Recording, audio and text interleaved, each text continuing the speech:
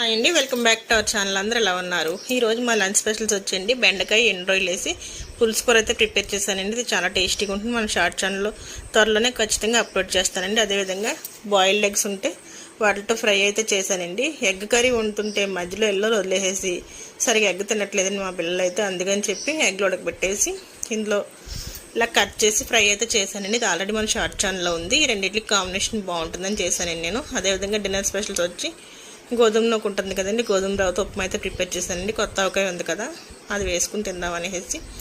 చాలా అంటే చాలా బాగుంటుందండి. మీలో ఎంతమందికి కొత్త ఆవకాయతోటి ఉప్మాలు ట్రై చేయడం అంటే ఇష్టమో నాకు కమెంట్ చేయండి. నాకైతే చాలా ఇష్టమండి, బాగుంటుంది. అదేవిధంగా వీకెండ్ కదండి, కొద్దిగా పనులు ఉన్నాయి, ఇల్లు శుభ్రం చేసుకుందామని చెప్పి త్వరగా క్విక్గా అయిపోతుందని ఇలా డిన్నర్ వచ్చి నేను ఈ విధంగా అయితే ప్లాన్ చేసుకున్నాను. గోధుమ ఉప్మా ఆల్రెడీ చాలా తెలుసు అందరికీ, హెల్తీ కూడా నండి. అదేవిధంగా ఈ వీడియో ప్లీజ్ లైక్ చేసి షేర్ చేసి